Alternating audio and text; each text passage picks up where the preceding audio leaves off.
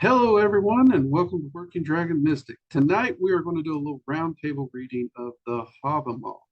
Um, this is a book of wisdom about supposedly in the words of Odin, and I think we lost one of our guests. The camera went out. It's okay. I'm here. My computer decided to bug on me all of a sudden. Give me 1 second. Of course. So I'll go ahead and do this while she's attempting to fix that. What we will be doing here is we are going to be reading the Havamal, and we are going to be using the translation by Dr. Jackson Crawford. So if you haven't checked out his version, by all means do. It's a wonderful translation of the Havamal, and it does stick very close to the original text. And he also gives his examples for an expose on why he translates the way he did. Great way to go about it. Now, neither of these young ladies have yet read the Havamal, so they're going in blind.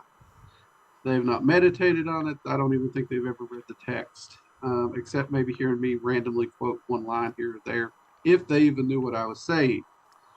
So it's going to be great to go through here, and as we read the stanzas, we're going to talk about them and our opinions of them and how they apply to modern life. And I'm going to have them give their opinions first before I chime in with my previous knowledge. Okay? So this will be a series. We're not going to be able to get through the whole Havamal tonight. We'd be here for God knows how long. So if we can, first here with the grass behind her, we have Jade. Many of you have seen her in the live streams helping out. She does have a crystal magic course coming out, and she has a crystal magic workshop next month.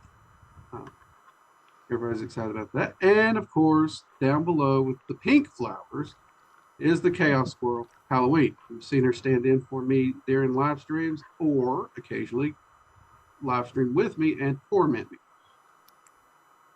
Fun. And I got my computer back up and running. and my internet crashed is what's happened. I'm sorry. And she's eating. So yes, okay. Computer's up and running, and here we are. We're filming, and she's eating. It's all good. We make good decisions and I got here. All right, you ladies ready? You got anything to add? Anything you want to say for your part? Cool. All right. No. So, little neat fact, the word Havamal literally translates into words of the one-eyed or words of the highly, which are both names of Odin. If anyone's wondering what the term Havamal actually means, that is it. So we will start here with the first stanza. The first stanza is, at every doorway before you enter, you should look around. Okay, sorry, I hit my phone jumped on me. I'm using my Kindle. I don't know what happened. Okay, start over. At every doorway before you enter, you should look around. You should take a good look around, for you never know where your enemies might be seated within. That's the first stanza. Sounds like a safety precaution to me.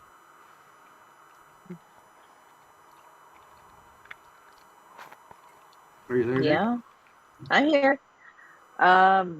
Yeah, definitely a safety precaution, and that's actually something that can be intertwined into just regular life too. No matter where you go, what you do, whatever you step into, always being aware of your surroundings. Yeah, I would. Well, I think it goes past being aware of your surroundings into being aware of not just your surroundings, but the people in those surroundings who might have it out for you. Yeah. Because they could come from anywhere. You are both correct. The world around us at any given day is going to throw crap at us. And being aware of your surroundings is important. I mean, how many people get ran over because they step off a curb without looking? So being aware of your surroundings, being aware of people that are around you and how they may interact. And one thing that that came to me one night during meditation a few years back is Also being aware of who you choose to surround yourself with. Ah, that's a good one. Because if you think about it, in this scenario, he's walking into a place and looking around. Well, if we go into a restaurant or an event of any kind, we all do it. Anybody who saw Caddyshack, even Chevy Chase came in, stopped and looked around, adjusted his tie. We're looking for people we know, so we know where to navigate in the room to either go talk or sit down. So we are getting ready to choose who we're going to surround ourselves with that evening. Mm-hmm. So you can even take that a step further to just who you choose to surround yourself with in your life. So that's my opinion. I honestly like that interpretation of it. Yeah. And I mean, what I like about this particular book is it is wisdoms that can be applied. It is old wisdom, but it can still be very viable. That's why I like to get people's opinion on how it applies to your life today. So, all right. The second stanza. Hail to a good host. A guest has come inside. Where should he sit? He is impatient, standing on the threshold, ready to try his luck. This one can be a tricky one. To the host.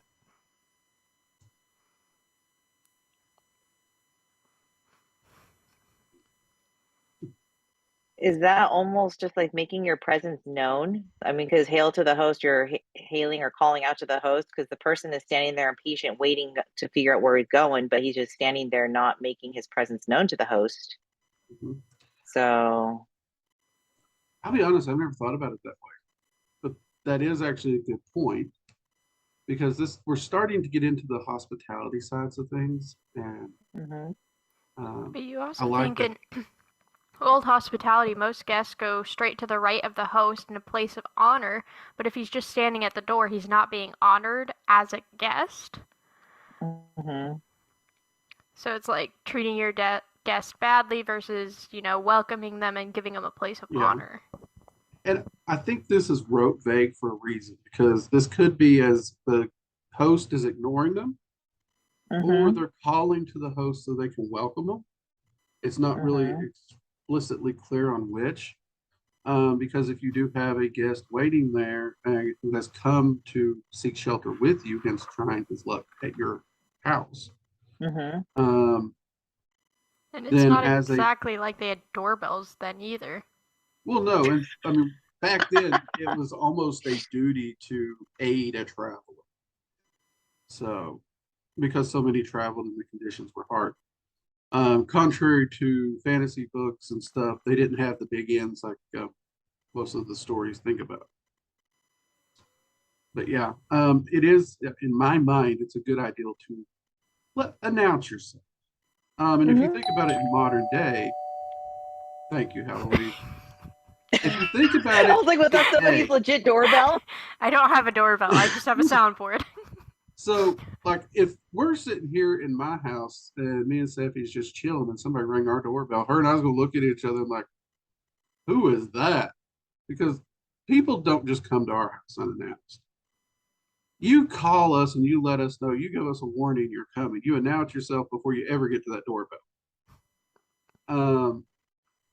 I have to give you 2 weeks warning so I can get picked up from the airport. Yeah, it's easy to ignore you. It's just I ain't going to get her.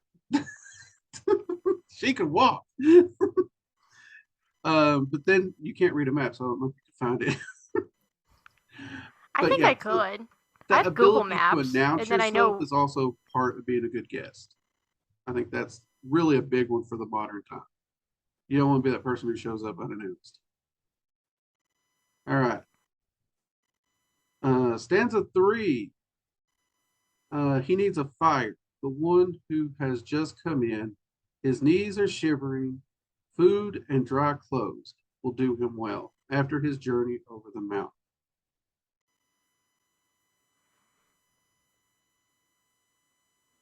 Just sounds like take care of your guests. Yeah. I mean, that is it. This is pretty much, you are right. It is showing the wisdom and kindness of actually taking care of a guest. That is true. I mean, this one's pretty straightforward. Jade, Yeah. did you have anything to add? The only thing I really grasped from it was just somebody making an observation that somebody was shivering head to toe, and his immediate reaction was that person needs a fire. So he was just observing the situation and finding a solution for it. Mm-hmm. Now, I will say this. This one here reminds me of an old country song my dad played once, which I believe is called "The Outlaw's Prayer," which essentially this individual was turned away from a holy place because he wasn't dressed properly. And of course, then the prayers, you should always be welcome in the house of those who are good and kind and giving, those kinds of things. And this is, to me, is a bit of a reminder. Yes, you should show caution, as we learned in the very first stanza, but you should also show understanding. And if you can help somebody, don't just turn them out into the freezing cold just because. You know what I mean? Yeah. Showing compassion for those in need. Right. All right. So let's see here. The next one. Let's see. He needs water, the one who has just arrived, dry clothes, and a warm welcome from a friendly host. And if he can get it, a chance to listen and be listened to.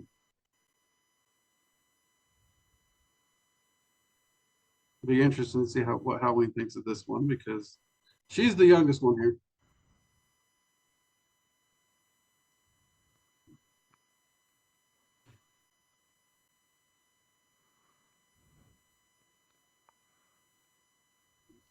I think we have stumped them.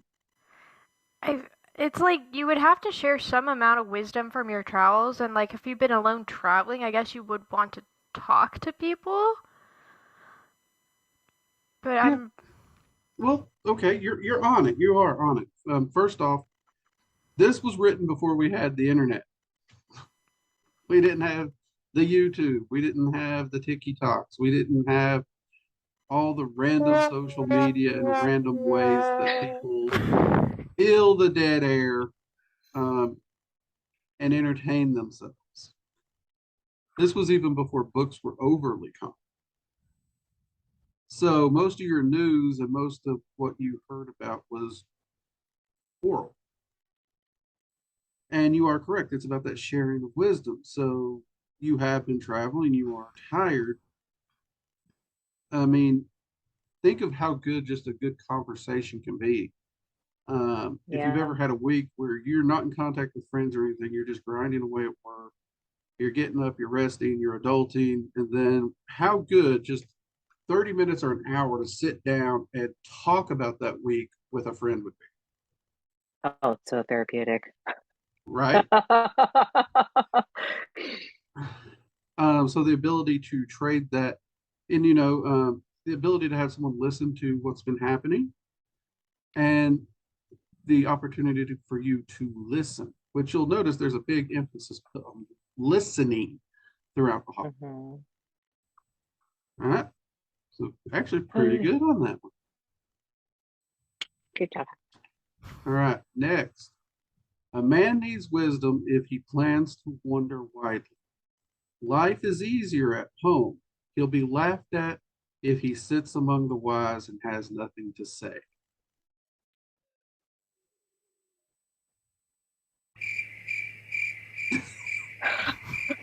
I have nothing. Well, I mean, what I grasp from that you may have to take her sound. You're gonna have to learn life lessons or lessons of what things to do by talking to people who have experienced things, done things, the wise people. And he would be unwise to sit around people who have knowledge and not speak, not ask of the knowledge that they have. Very well. Yes, I would say that for sure. It's also in my mind. I saw this a lot with my growing up. My brother-in-law comes to mind actually on this one a little bit. So if he sees this, I'm gonna get yelled at. Have you ever seen someone who sits down amongst a group of people, they're talking about a subject, that person knows nothing about that subject, yet they try to BS their way through it? Mm-hmm. That's also the thing, because this is talking about experience. When it mentions wandering, it's talking about traveling, getting outside your home and experiencing the world and life. You can't do that at home. Even today, you can sit there and watch all the martial arts video, watch all the NASCAR videos, watch all the orchestra, the violin playing videos. In fact, you can sit there and watch a year's worth of violin videos with your eyes taped open. That doesn't make you Lindsey Sterling. I'm surprised you know Lindsey Sterling. I know. That wasn't even my influence. Like, what happened? I'm just full of surprises over here. I'm a fancy redneck. But yeah, we need the experience that life brings. Yes, it even states staying at home is easy to do, but nothing ever happens to you. And if nothing ever happens to you, you never learn anything. All right, time to go board the ship from the Odyssey. Let's see what happens. Oh, Lord. Okay, next up we have this one. This one trips up a lot of people. A wise man is not showy about his wisdom. He guards it carefully. He is silent when he comes to a stranger's home.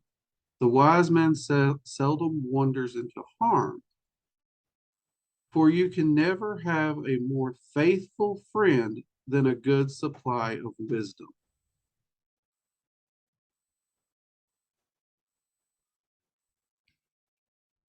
Well, the faithful friend and wisdom part, like, you can't lose your wisdom. It can't be taken away from you. It will not leave you behind. So it has to be faithful to you because it's a part of you. The part about being silent, I'm still trying to figure out. Because obviously I'm not wise then.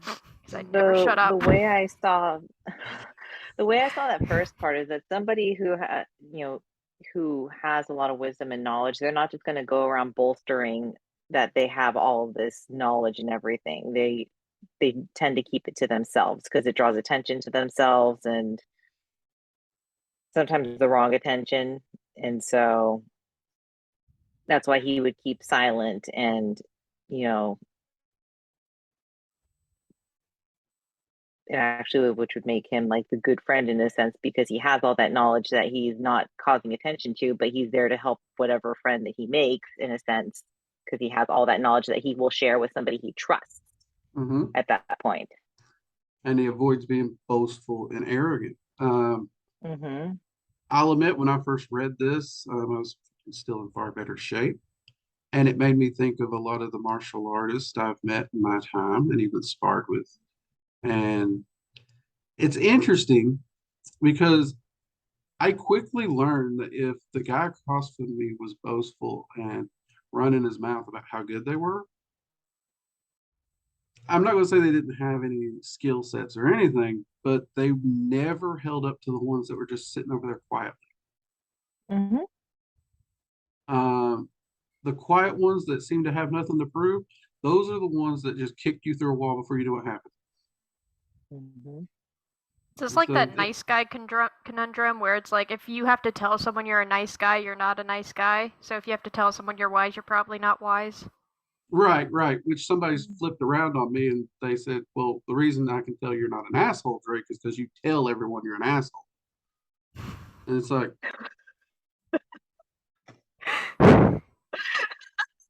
they got me. They may have me on this. I couldn't find a loophole in that one. But they may have cornered me on that one for a change. All right, good one. And in case anyone watching this is wondering, yes, we are being serious, but it's still a little tongue-in-cheek here. We're trying to have fun. I'm never serious. I'm sorry. This is true. When you saw Halloween show up here, when the Chaos Scroll is there, then you should have known there's going to be some humor. That's all I offer here. No, you've had some good insights. Youth and soundboard. Well, I honestly think a youthful perspective to something like wisdom is important, because wisdom is something we earn through experience. You can't get it from a book. That's knowledge. Wisdom is very applied and experienced only. So there is a natural, definitive lack of wisdom based on lack of experience because of lack of years within youth. But at the same time, that brings in its own unique perspective to someone who is youthful, who understands and values wisdom, who reads and meditates on something like this.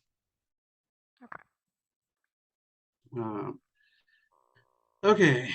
Where are we? Oh, stanza 7. A watchful guest, when he arrives for a meal, should keep his mouth shut, listening with his ears and watching with his eyes. That's how the wise get wiser.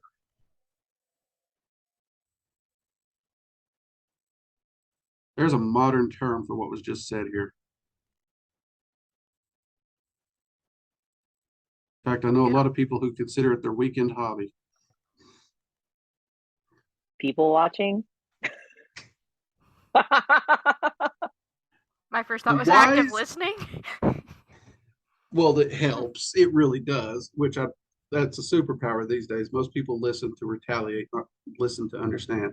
But yeah, observation, watching what happens around you, which does kind of tie back into the first stanza. You can gain wisdom through your observations of the experiences of those around you, not just yourself. So, like I learned at a young age, I didn't need to smash my thumb with a hammer to realize it hurt.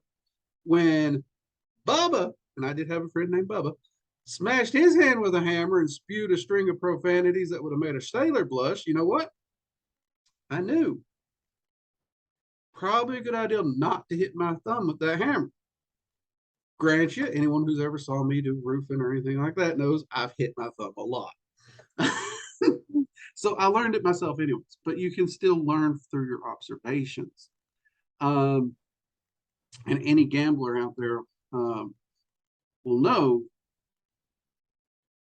a poker player who can really run that table. It's about observing and reading the person and learning about people by watching them. So yeah, it's people watching. Mm-hmm. You can actually learn a lot from it. Definitely. Right. Anything y'all want to add to that before I move to the next one? No. Check our time here. Doing good. Okay. Want me to start throwing clocks at you when it goes close to time? Yes. 5 minutes till. Let me get an alarm sound set up. I don't think we need to do that. Okay, stanza 8. A man is happy if he finds praise and friendship within himself. You can never be sure of where you stand in someone else's heart. This is one of those that's good advice, but it sucks.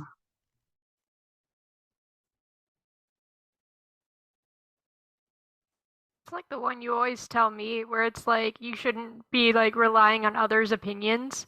You should be relying on your own opinions, and if they want to supplement, they can. But your opinion of you has to come first. Like, because no one's going to like you the way you're supposed to like you, kind of thing. Yeah. I mean, at the end of the day, no matter what happens in our lives, at the end of the day, the only person we can be absolutely 100% certain will always be there for us is us. Mm-hmm. Because you have those people who are just fake, they're going to stab you in the back. You have friends who you drift away from them, your opinions change, thought processes and ideals. You have friends who they're true to the core, but location, you lose communication. Now, when you find those true friends who are with you through thick and thin, fire and ice, hell and gunfire, those you hang on to those. Those are truly a gift, but even time or an unfortunate accident can still steal them away from you. So the only person we always are certain to have is ourselves. That's why this is good advice, but you can see the sucky side of it too. Yeah. Kind of a gut check of reality. All right, next. A man is happy if he finds good advice within himself. Many men have received bad advice by trusting someone else. That goes down to trusting your instinct. This is an area Really. I need. All right, I mean, Halloween, you because need you to got to meditate think. on stanza 9.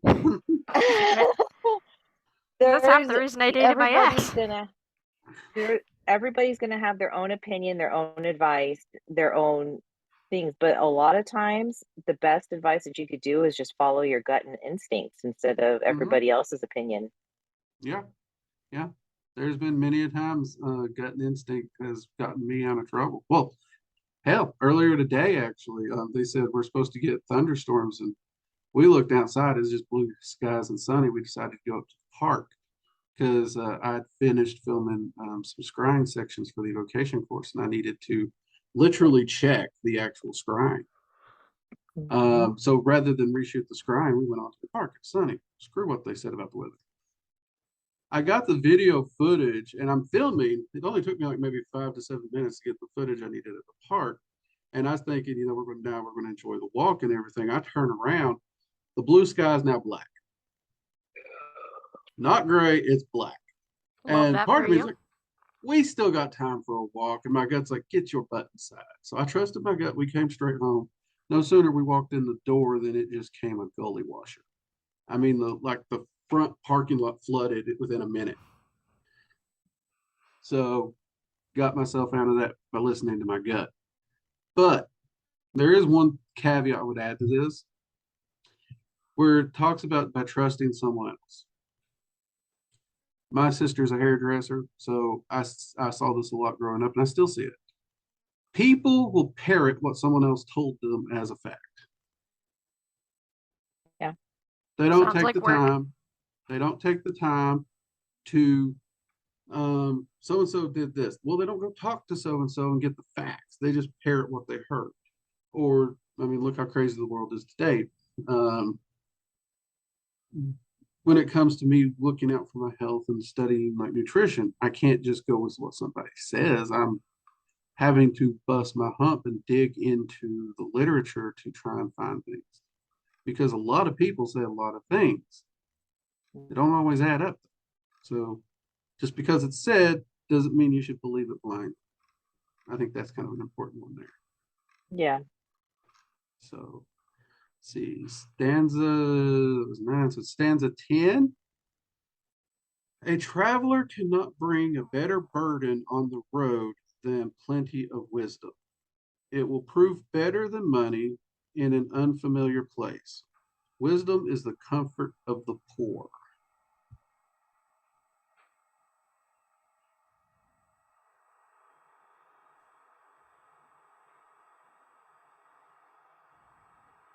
This one can be tricky. It's a little deep, though.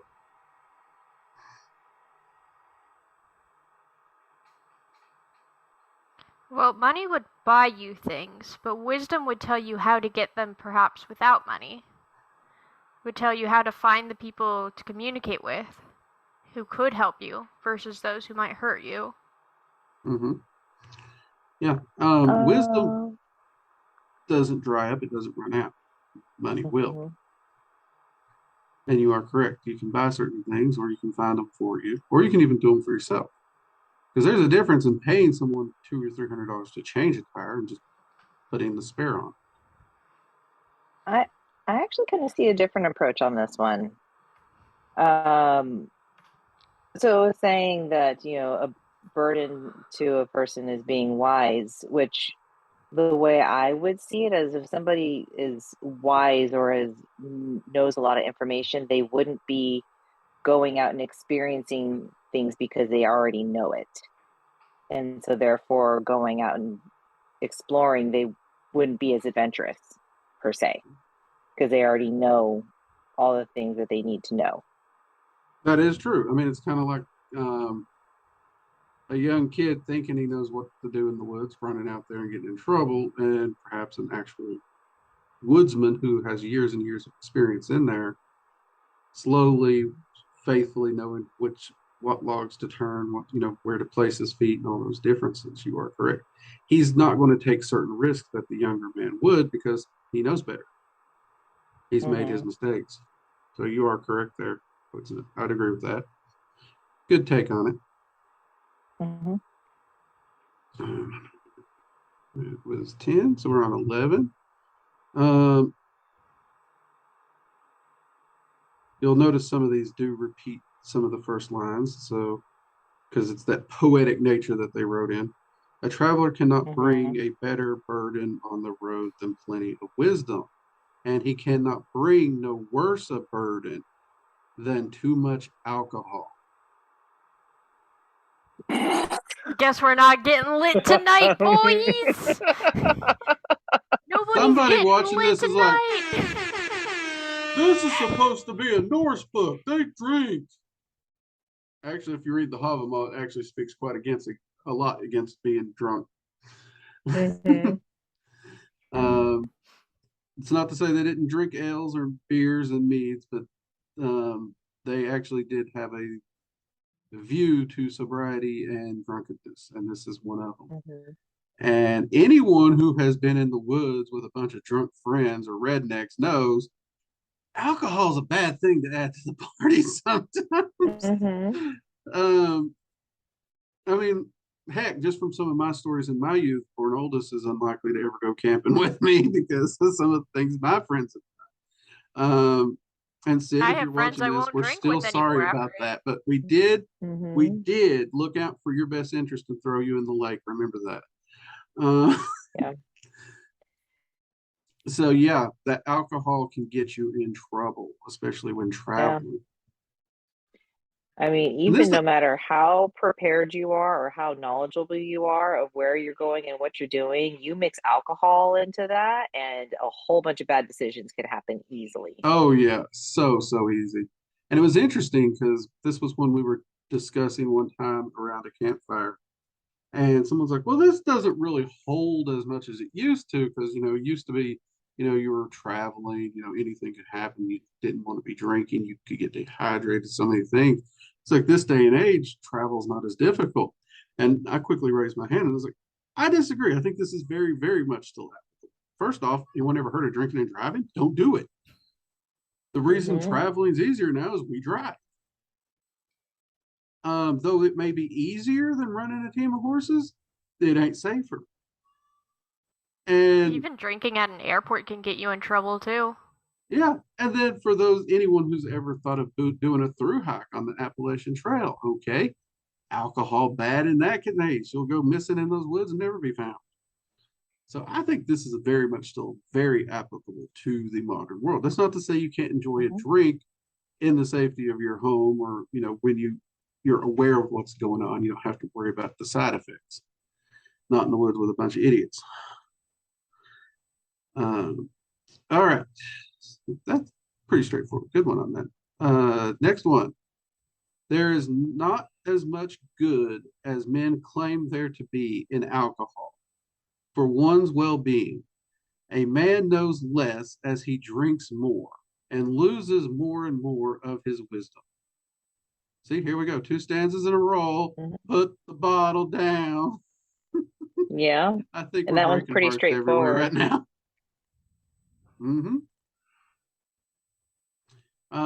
Which actually we'll go ahead and jump on to the 13th one before we dive into this one because it does tie right back into it. It's as if a memory-stealing bird flies overhead while you drink and steals your mind away. I myself have been trapped in that bird's feathers when I drank at Gonloth's home. And actually, let me see. This will be a long one. We're going to tie these. This one almost seems to roll. So we're going to tie these together. I was drunk. I was too drunk at Thelilar's home. The best kind of feast is the one you go home from with all your wits about you. Okay, that does sound like something I've told my daughter. How many times do you think I've been drunk in my life? How many thimbles of anything with alcohol have you drank? Thimbles? How? You have no tolerance. You have no I tolerance. really don't have any tolerance, but I've only been I'm drunk pretty 3 sure if I times. had rum and you went, you're drunk. You don't have to drink it, you sniff it. But I mean, this one is actually one that I think a lot of people who look to heathenry or to follow the Norse path or something, they do overlook. Because I know for a fact when, at least for me on the internet, most of the memes consist around me and getting drunk and hammered. And yet, right here in the Havamal, which is supposed to be the words of Odin himself, we're being told in what is this now, 3 or 4 stanzas, we're talking about not drinking to the point where we lose our wits. So, I mean, clearly drunk is off the table, but it's off the table. Level of tipsiness, that could be debate. Some people say if I'm lightly buzzed, I still have my wits about me. I would generally say if you're at the point of tipsy, don't bet on your wits, because I've seen a lot of people say they're tipsy and they can't walk straight. So, but that does come into that self-knowledge too. You know, how much are you really know about yourself? Anything you all would like to add to that? No. Okay. Then that takes us to stanza 15, which we'll try and get down to. Let's try and get down to about 20, or no, 18. Okay. See how we get there. A noble man should be silent, thoughtful, and bold in battle, but every man should also be cheerful and happy till the inevitable day of death.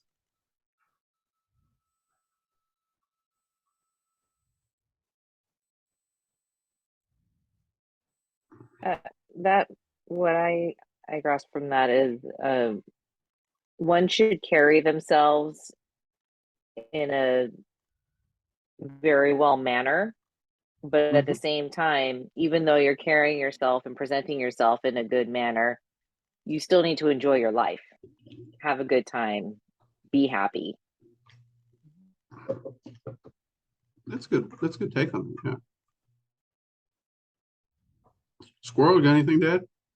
Not really.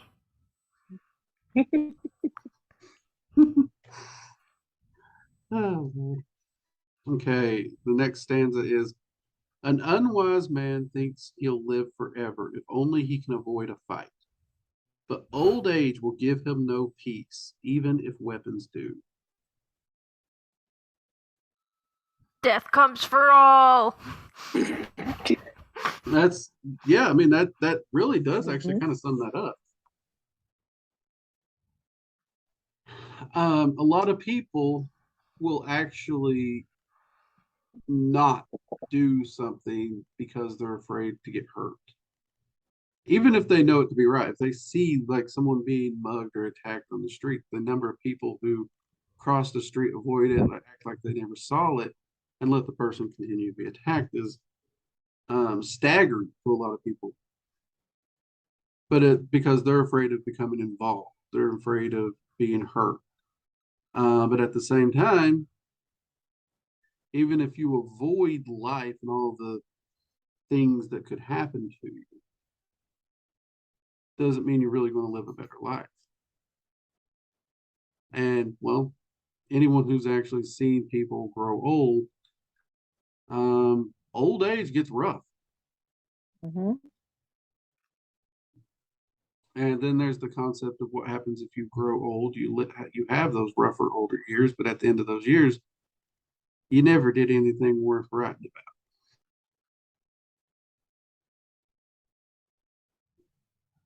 That's a little dull.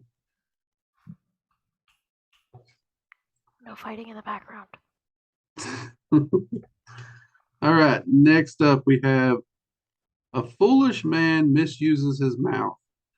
He talks too much or says nothing. As soon as he gets a drink, he'll say anything he knows. And we're already back to alcohol. Yeah.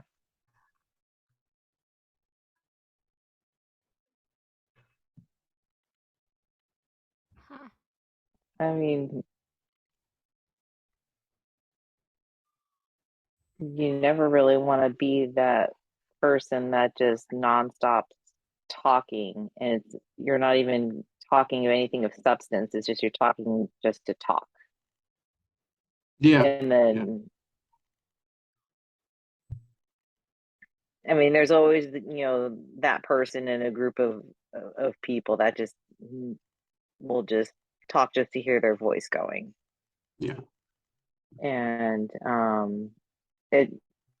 it's foolish in a sense, because people are not going to really actively listen to them, because it's going to be in one ear out the other, because they just know that whatever they say is not going to be of any worth. Yeah. I mean, to me, the second part also talks about the fact that people like this can't be trusted, because it mentions how they'll say everything they know when they get a drink in them. Oh, yeah. So, any secrets you confide in them or whatnot, which means a friend who's identified you as that guy officially doesn't trust you. Yeah. And then if they don't trust you to confide in them and everything, but they keep you in the group, you have to wonder, are you just kind of the friend jester at this point? Mm-hmm. And then if that's your whole thing is, you exist in the friend group to be made fun of, I don't know. I don't think that would be a lie for me personally. There might be people out there who, if they're making other people laugh, even if they look the fool, maybe that's a good thing for them. I don't know. But it is something worth meditating on. Hey, 18.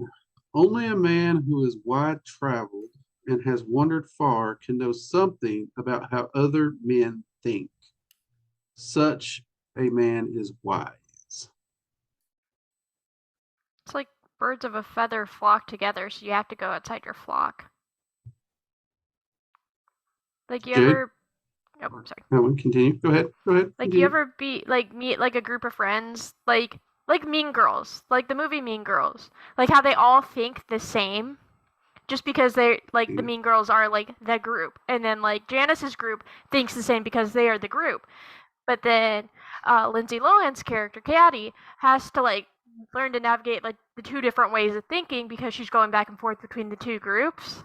And I know I sound crazy because I'm coming out with a 2000s movie, but it's the same shit in a different century. No. I stand by my decision of a youthful point of view.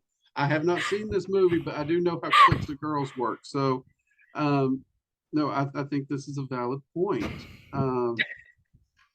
And yes, it is humorous. Now you've got yourself all tickled more than you've got us tickled, even.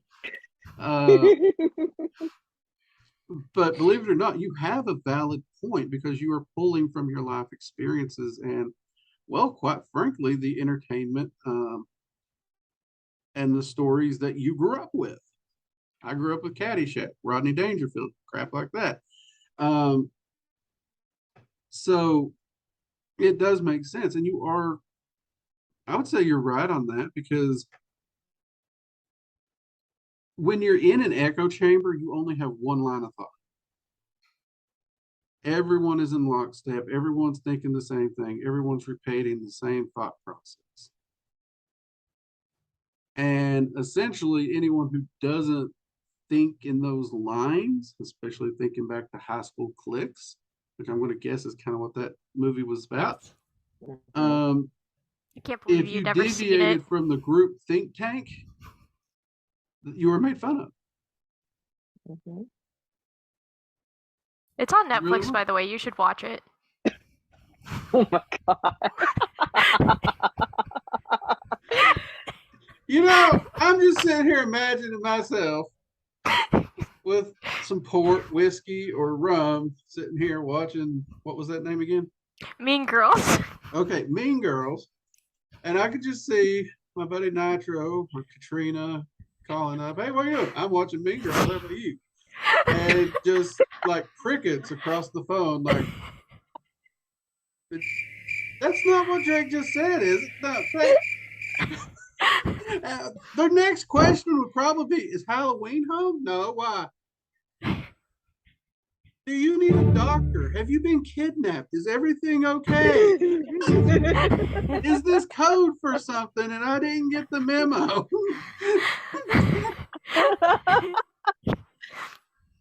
I'll watch it with you.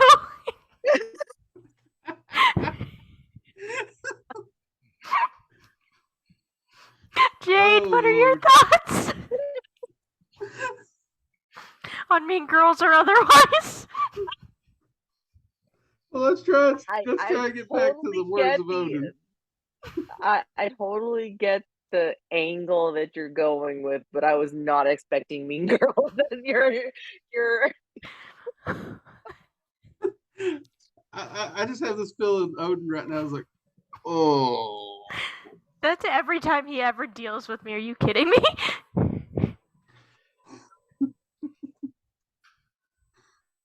No, I mean, the analogy works. It works. It really does, as humorous as it has been. And it does kind of fit into the thing, you don't necessarily know the views or ideals of individuals that you've never directly interacted with. Like one of my old mentors was half Japanese, spent some of his time in Japan before him and his family relocated to America. Which great, wonderful. Then they relocated to California before he eventually came to Kentucky. I kid you not, one of the first questions he asked me, he's like, I've been wondering about this for a while now. He's like, it's really bothered me, and I wanted to ask you about it. And I was like, all right, hit me with it. He's like, I always thought y'all didn't wear shoes. I was like, excuse me? He thought you didn't wear shoes? He had heard all the backwoods hoopla about the South and the hollers, country folk, and he actually expected us to be using ropes for belts, overalls, and no shoes. Oh my God, he saw you as like the atypical like farmer dude with the straw coming out of the mouth and the yeah. And my family was a bunch of farmers and carpenters, yet we all had shoes, we all dressed nicely, we all had manners, we all had belts. It just it was it sounds like my old genetics teacher though. And I'm not going to say I've never been in a situation where we had a belt malfunction and we didn't have to improvise. But there's a difference in being in a situation that requires improvising and just not owning a belt or shoes for that. That teacher didn't own a belt. He always used an old computer cord and tied it around his waist. He was a very strange man. R.I.P. Dr. Hammersmith. There's a joke I can make for versatility and functionality, but I think YouTube would take the video down if I made that joke, so we're going to be nice. Let's just say self-reliance combat belt. Would be the easy way to put it. So actually taking the time to not just read about a people or have someone else tell you about people, but get that firsthand experience makes a huge, huge difference.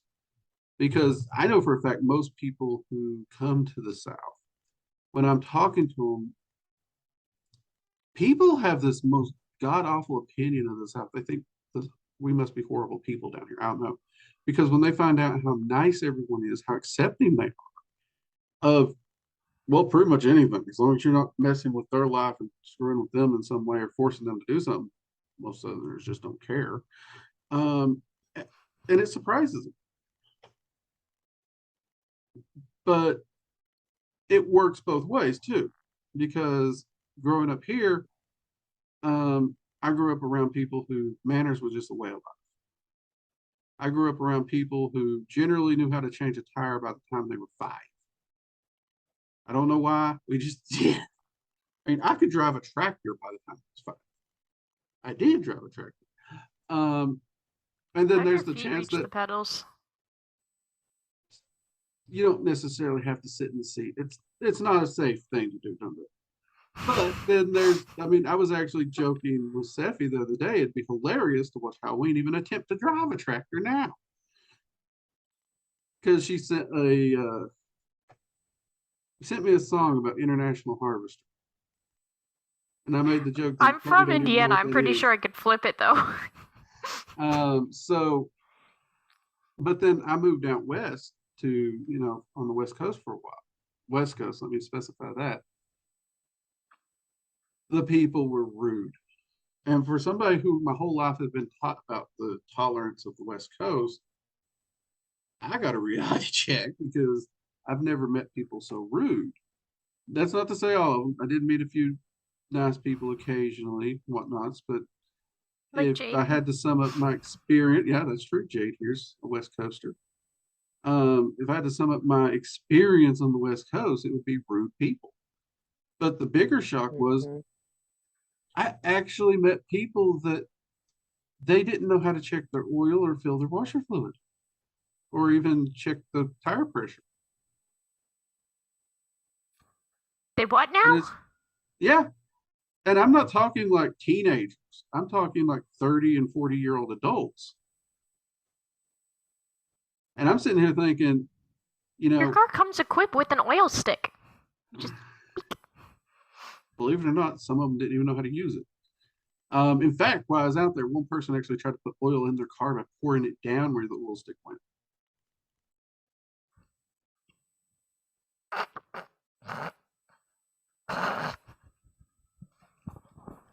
Now, people, we got fruitcakes and nuts in every part of this world, and we should, everybody has the village idiot. And every area you go to is going to have its pros and cons. There's plenty of places I wouldn't want to live, but I do love to visit them because a lot of great things. And you can learn a lot from going there. Even from the mistakes of other people, you can learn a lot. But getting outside your echo chamber is a great way to do it. And I think this is a good place to close because one of the things I like to do in my personal practice, I actually like to challenge my own ideals. I like to at least once a month sit down and dedicate a few days to things that have come up across the month. I'll make a note of them, like major events that pop up that challenge me. And believe me, they pop up a lot this day and age. The world's crazy right now. But I'll write it down, and I want to sit down and meditate not only on my stance on the particular event that happened, but I want to look in the mirror and ask myself, why is this your current stance? You notice I say current. Because we grow, we change, we adapt. But if we're going to take a stand, if we're truly going to say we believe this and we're going to stand here and support this, I truly believe we need to understand why we support it. And I do not believe, I just think it's the right thing to do is a good answer. Because, well, we've all been told the road to hell is paved with good intentions. A lot of bad things have happened with, they thought it was right. And no good deed goes unpunished either. Exactly. So if we're going to take a stand on something and you're ready to die on that hill, you truly, truly need to understand why you believe that, why you think that. And that's an emotional ride. It really is. It will test you, especially on some of those emotional issues we face. It's hard, but I do think it's an important thing. And I think that it's served me well, and I would encourage others to give it a try if they cared to. See, that was I think 18. We made all of 15. Oh, no, okay. We made 18. Jade, can you mark a note that we made it to 18 and we'll be starting the next roundtable on 19? Will do. Because we are definitely closing in on our time. All right, I have a song.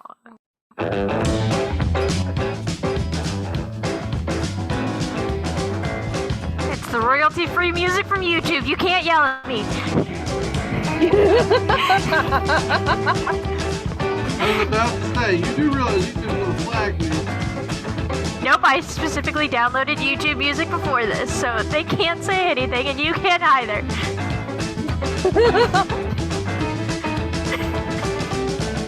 Oh my god.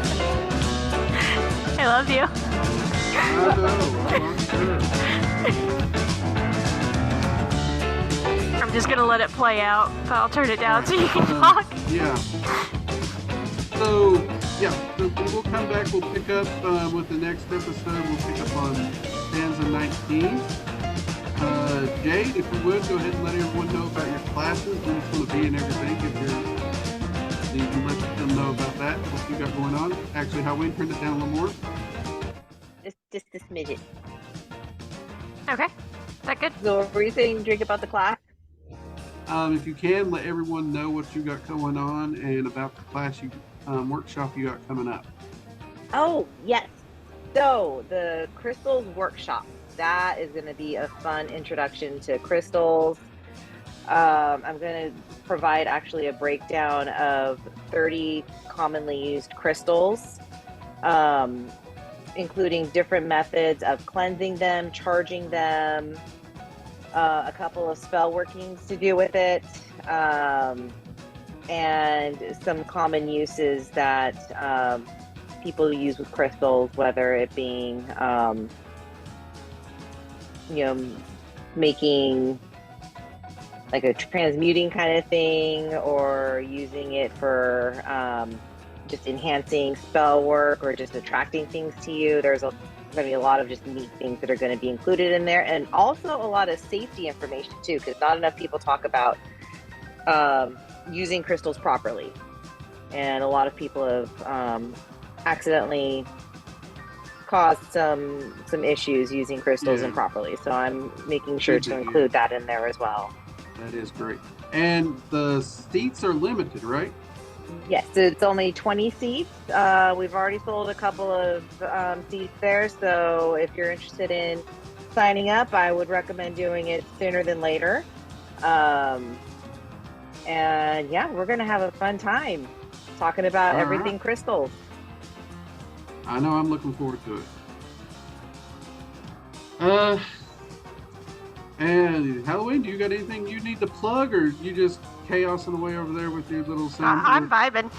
Trying to annoy your dad. Okay, got it. Okay. Oh, and then the crystals workshop will eventually lead into, I originally tried to have it planned for the end of this year, but it may roll into next year. It will lead into a crystals 101 and a crystals 102 class. A full-length class for going deep diving into some pretty hefty crystal work. You think you can write a little snippet and get the information, and then you start pulling the information together, you just got this massive mountain, and you're like, okay, plan B. that's pretty much how that goes. Yes, I'm with you there. I am still working on the evocation course, though it's coming along. In fact, that's one of the reasons I risked getting caught in a storm today, was part of that. So that hopefully will be on schedule. So it'll work out, because the evocation course, if it's on schedule, will release later this year. And then, so your course can come out, which we should probably tell them where they can find that, can't we?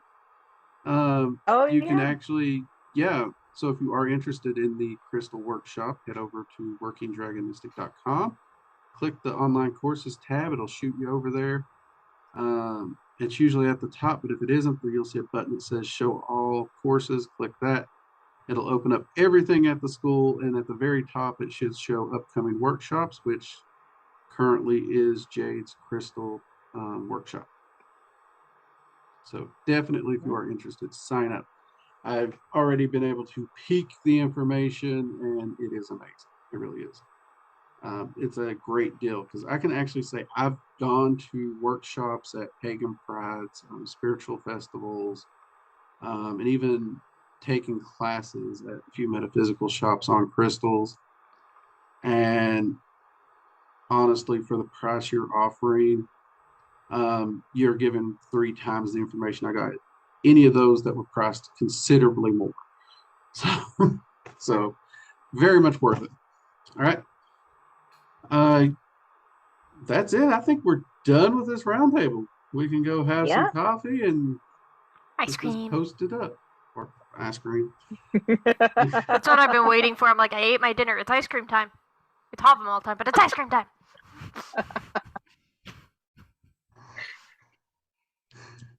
I may be in my 20s, but I have the mind of an 8-year-old. Love y'all. All right, y'all take it easy. And I'll see you at the next roundtable. Bye. All right. Bye. Bye.